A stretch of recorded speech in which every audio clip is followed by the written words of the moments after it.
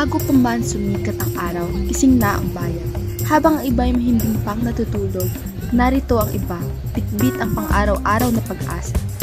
Sa bawat kilo ng bangus, galunggong at tilapia, naroon ang kwento ng buhay at tiyaga.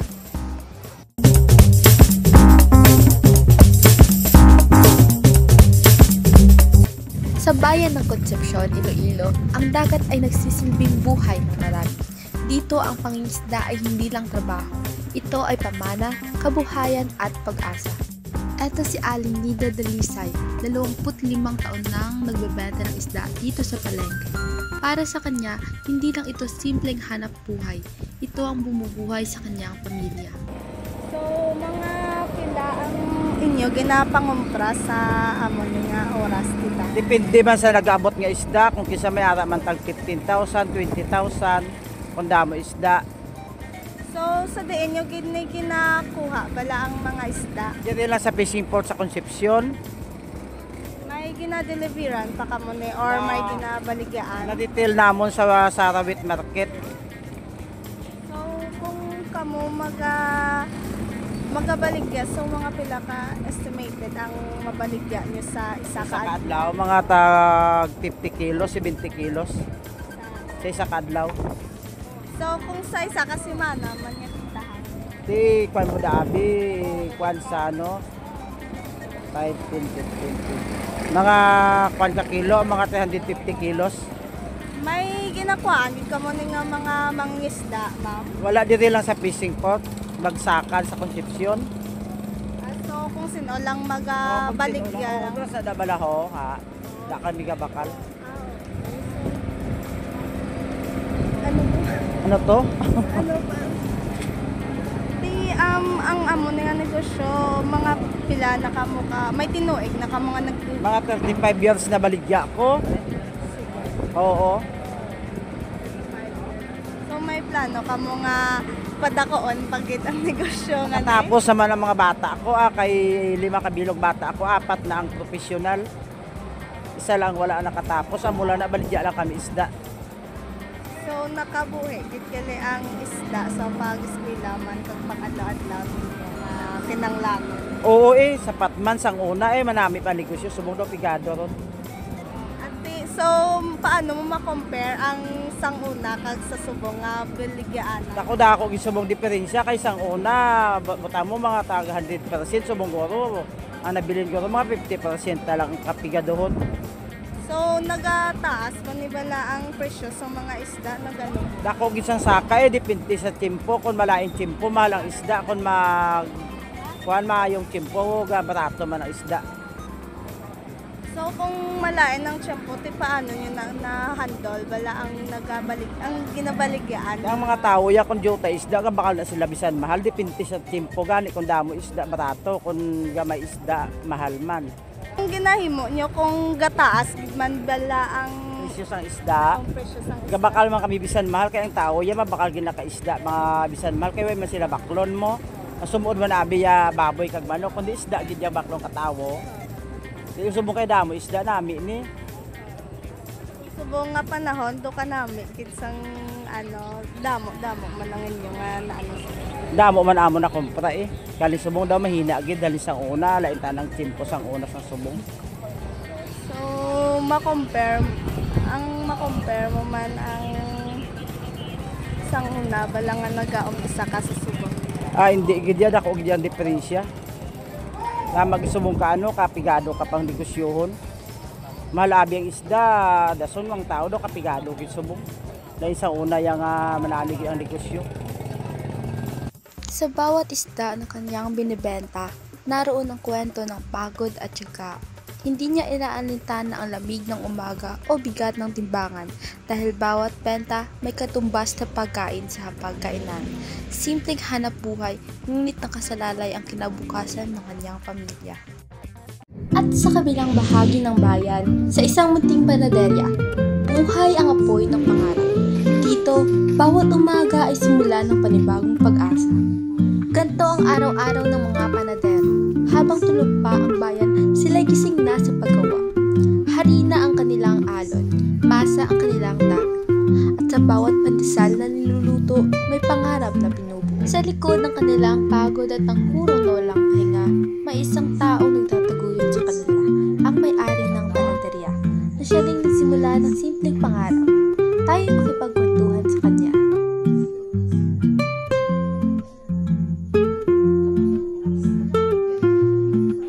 I'm Maria Monina A. Bagunok, almost 12 years in my business. Ma'am, may ask ko questions about sa imo business. Paano ka nagsugod pangabudlay bilang isa ka panadera? Ang pag-start kay sa mga ang kabudlay gidya, ang una ang pulaw bugtaw gidya. Tapos ang pag-manage mo sa tao, kinanglan kabalo ka mag-manage sa tao, kay ang tao may araman nga ang ilab lang hindi mo maanan kung kay isang ng mga may mga problema man sila ti kung kaysa gina-share man nila ti hindi ka man kahimo nga hindi mo mabuligan ang ilang mga problema, especially sa mga finances. Tapos ang may araman nga tao nga daw kabudlay man i-manage, kabudlay mapapaintindihon nga mga muna bala. Tapos kinanglan ang time management mo gid kay muna bala ang iba niya katulog na kami kabugtaw pa, ang iba niya katulog pa kung kagahon kami bugtaw na. Amo gina ang number 1 kinanglan may ka dyan ng resistensya gidiya sa tapos Ano ang nag-influence mo para mag-start ng business? ang mga anak ko.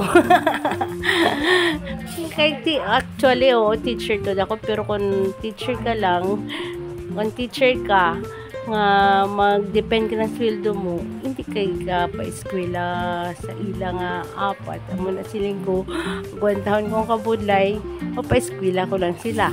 Kaya mo nang isa ka rason nga ako sang business nga para mapa-eskwela sila. Kay si papa nila wala man sang fix nga obra kay mo lang panguma, hindi man nga daan fixed income gid ang panguma. Unlike ako makanegosyo kaya adlaw-adlaw may kita ka. Next, paano mo masiguro nga nami ang quality sang imong mga product?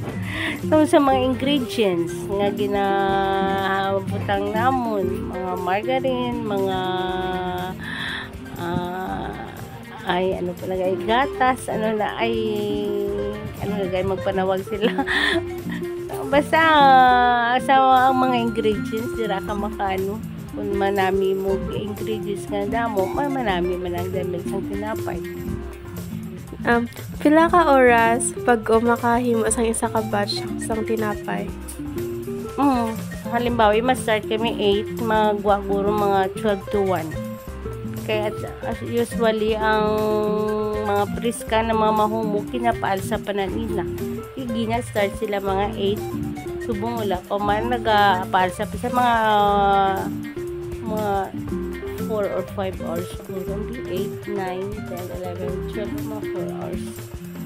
Pero kung sopa siya, kung ang mga sopa sa niya maturutiga, at least ng mga 3 hours, ng 2 or 3 hours. Pero ang mga mahumok na malasa ay mga 4 to 5 hours. So, di ba ma'am, nagmahal na subong aton nga mga ingredients. Paano mo ginadil ang inflation subong?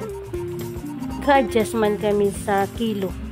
Sa kilo kag sang kinanglan kabalo ka mauna sa mga tao ang 8 pesos daw mga 150 na 120 grams so mga nag-95 grams ang bayaan dahil lang na hindi kay kun iya mo to waperdigit kami kung na gina-adjust namon ang kilo sang tinapay. Paano mo ma-solve kung may problems man about sa ingredients or sa imo man mga bakers? Ang sa bakers ko, umuyukan ko na gid lang na. Tapos istorya sila gina tok pinapatawag ko din sa sulod.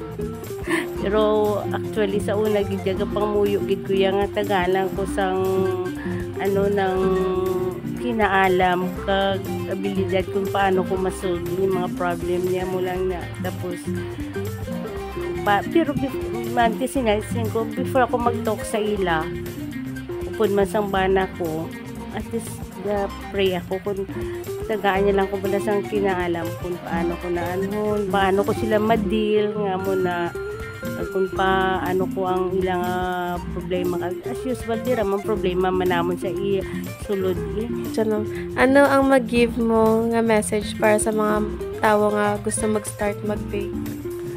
Ang message ko lang amo ni kinahanglan patient ka gid. Tapos once nga mag-start ka na hindi ka magsiling on the first time makakuha ka doon ginansya mo, it takes time. Tapos kinahanglan pasensya gid. Pasensya ka ng ano gani kinahanglan may ano ka gid sa imong obra sa kag paano mo mag-deal kag kinahanglan manamit ka mag-deal sa mga tao mo sa mga trabahador mo as sa imo nga mga customer. Thank you, ma'am. Mapapalengke man o sa panaderya, bawat araw ay laban para sa pamilya. Isda man o tinapay ang tangan, parehong pinagpuyatan, parehong pinaglalaban.